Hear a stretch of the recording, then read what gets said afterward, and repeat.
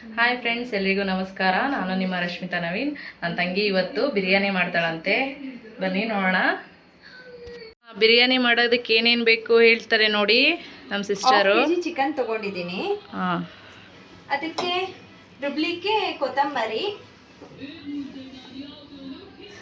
ಪುದೀನ ಸೊಪ್ಪು, ಹಸಿಮೆಣಸಿನ್ಕಾಯಿ. ಇದು ರುಬ್ಲಿಕ್ಕೆ.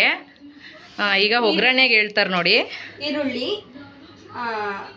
ಅರಿಶಿಣದ ಪುಡಿ, ಶುಂಠಿ ಬೆಳ್ಳುಳ್ಳಿ ಪೇಸ್ಟು, ಆಚ ಖಾರದ ಪುಡಿ, 2 ಟೊಮೆಟೊ, ಗರಂ ಮಸಾಲ, ರುಚಿಗೆ ತಕ್ಕಷ್ಟು ಉಪ್ಪು, ಪಲಾವ್ ಮಸಾಲ, ಎಣ್ಣೆ, ತೇಜು ಅವ್ರದ್ದು ನಾಟಿ ಸ್ಟೈಲ್ ದೊನ್ನೆ ಬಿರಿಯಾನಿ.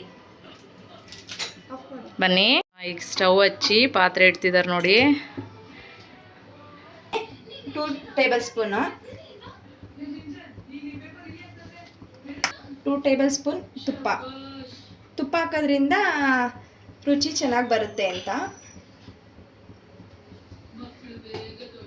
ಬಿಸಿಯಾಗಿದೆ. ಎಣ್ಣೆ ಬಿಸಿ ಆದಮೇಲೆ ಏನು ಇದಕ್ಕೆ ಪಲಾವ್ ಮಸಾಲಗಳು ತೊಗೊಂಡಿದ್ವಲ್ಲ ಅವನ್ನ ಹಾಕೋತೀವಿ.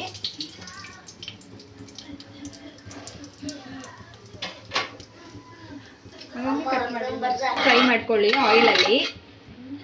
ಇದಕ್ಕೆ ಈರುಳ್ಳಿ ಸೇರಿಸ್ಕೊಳ್ಳಿ.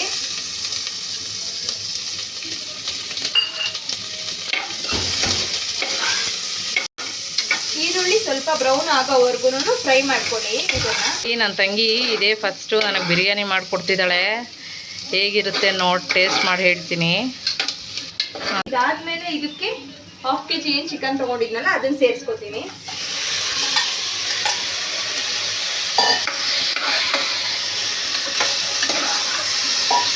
ಚಿಕನ್ ಹಾಕೊಂಡ್ಮೇಲೆ ಇದಕ್ಕೆ 1 ಟೇಬಲ್ ಸ್ಪೂನ್ ಶುಂಠಿ ಬೆಳ್ಳುಳ್ಳಿ ಪೇಸ್ಟ್ ಏನು ತೊಗೊಂಡಿದ್ವಲ್ಲ ಅದನ್ನು ಸೇರಿಸ್ಕೊಳ್ಳಿ. ಮತ್ತೆ 1/2 ಟೇಬಲ್ ಸ್ಪೂನ್ ಅರಿಶಿಣದ ಪುಡಿ. ಇವಾಗ ಇದನ್ನೆಲ್ಲ ಸೇರಿಸಿ ಚೆನ್ನಾಗಿ ಮಿಕ್ಸ್ ಮಾಡ್ಕೊಳ್ಳಿ. ಇದಕ್ಕೆ ರುಚಿಗೆ ತಕ್ಕಷ್ಟು ಸ್ವಲ್ಪ ಉಪ್ಪು ಹಾಕೊಂಡಿರಿ. ಆಮೇಲೆ ಲಾಸ್ಟಲ್ಲಿ ನಿಮ್ಗೆ ಎಷ್ಟು ಬೇಕೋ ಅಷ್ಟನ್ನು ಆ್ಯಡ್ ಮಾಡ್ಕೋಬೋದು.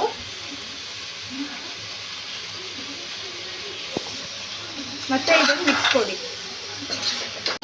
ಎಲ್ಲನೂ ಚೆನ್ನಾಗಿ ಮಿಕ್ಸ್ ಮಾಡಿ ಇದನ್ನ ಕುಕ್ಕರ್ನ ಒಂದು 5 ಮಿನಿಟ್ಸ್ ಹಾಗೆ ಮುಚ್ಚಿ ಕ್ಲೋಸ್ ಮಾಡಿಡಿ. ಆ ಚಿಕನ್ ಸ್ವಲ್ಪ ನೀರೆಲ್ಲ ಇದಾಗೋವರೆಗೂ.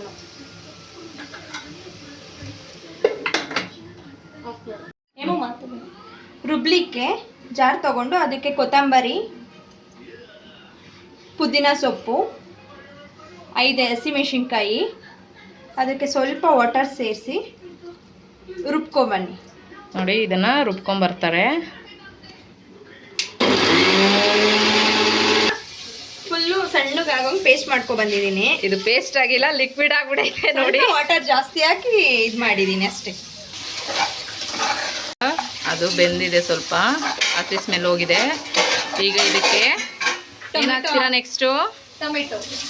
ಇದಕ್ಕೆ ಟೊಮೆಟೊ ಹಾಕ್ತಾರಂತೆ ನೋಡಿ.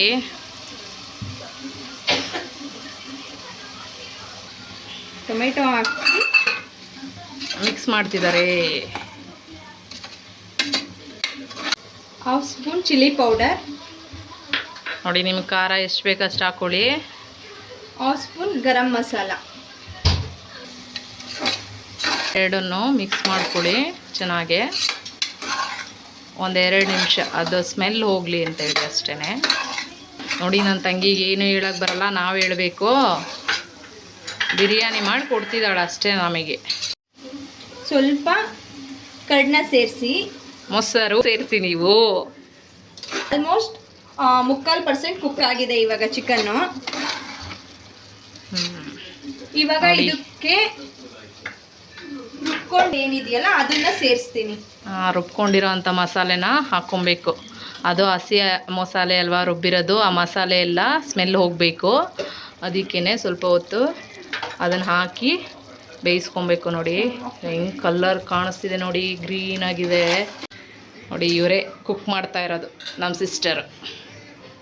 ಈ ಸ್ಟೈಲ್ ದೊನ್ನೆ ಬಿರಿಯಾನಿ ಪೌಡರ್ ತೇಜು ಅವ್ರದ್ದು. ಇವಾಗ ಇದು ಮಸಾಲದ ಸ್ಮೆಲ್ ಎಲ್ಲ ಹೋಗಿದೆ. ಅದಾದಮೇಲೆ ಏನು ಇದು ಬಿರಿಯಾನಿ ಮಸಾಲ ಇರುತ್ತಲ್ಲ ಅದನ್ನು ಸೇರಿಸ್ಕೊಳ್ಳಿ. ನೋಡಿ, ಕಲರ್ ನೋಡೋದಕ್ಕೆ ಎಷ್ಟು ಚೆನ್ನಾಗಿದೆ. ಬಿರಿಯಾನಿ ಹೇಗಾಗಿದೆ ನೋಡೋಣ. ಕಲರ್ ಈಗ ಚೆನ್ನಾಗಿದೆ ಆಗಿರುತ್ತೆ. ಅಂದ್ರೆ ಟೇಸ್ಟ್ ಕೂಡ ಚೆನ್ನಾಗೇ ಬಂದಿರುತ್ತೆ. ಹೌದಾ, ನೋಡೋಣ. ಇದಕ್ಕೆ ಇವಾಗ ಅಕ್ಕಿ ಸೇರಿಸ್ಕೋಬೇಕು. ನಾನು 2 ಗ್ಲಾಸ್ ರೈಸ್ ತೊಗೊಂಡಿದ್ದೀನಿ ಹಾಫ್ kg ಚಿಕನ್ಗೆ. ಕೊಂಡು ಚೆನ್ನಾಗಿ ಒಂದ್ಸಲ ಮಿಕ್ಸ್ ಮಾಡಿ ಇದನ್ನು. ನೋಡಿ, ಅಕ್ಕಿ ಹಾಕ್ಬಿಟ್ಟು ನೀಟಾಗಿ ಮಿಕ್ಸ್ ಮಾಡ್ಕೊಳ್ಳಿ. ಕೆಲವರು ನೀರು ಹಾಕಿ ಆಮೇಲೆ ರೈಸ್ ಹಾಕ್ತಾರೆ. ನಾವು ಫಸ್ಟು ಅಕ್ಕಿ ಹಾಕ್ಬಿಟ್ಟು ಆಮೇಲೆ ನೀರು ಹಾಕ್ಕೊಂಡು ಮಾಡ್ತೀವಿ. ಕೆಲವರು ಒಂದೊಂದು ಥರ ಮಾಡ್ತಾರೆ. ನಾವು ಈ ರೀತಿ ಮಾಡೋದು ತುಂಬ ಚೆನ್ನಾಗಿರುತ್ತೆ. ಈ ರೀತಿ ಉದ್ರುದ್ರಾಗಿ ಬರುತ್ತೆ ಅನ್ನೋದಕ್ಕೋಸ್ಕರ ಈ ಥರ ಮಾಡ್ತೀವಿ. 2 ಗ್ಲಾಸ್ಗೆ 4 ಗ್ಲಾಸ್ ನೀರು ಹಾಕ್ತೀನಿ. ನೋಡಿ, ಈ ಗ್ಲಾಸಲ್ಲಿ ರೈಸ್ ತೊಗೊಂಡಿರೋದು 2 ಗ್ಲಾಸು. ಈಗ 4 ಗ್ಲಾಸ್ ನೀರು ಹಾಕ್ತಾರೆ.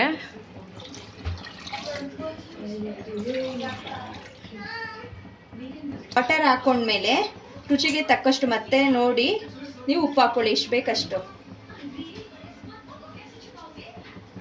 ಸಲ ಮಿಕ್ಸ್ ಮಾಡಿ ಲಿಡ್ನ ಕ್ಲೋಸ್ ಮಾಡ್ತೀನಿ. ಆಮೇಲೆ 2 ವಿಷಲ್ ಬಡಿಸ್ಕೋತೀನಿ.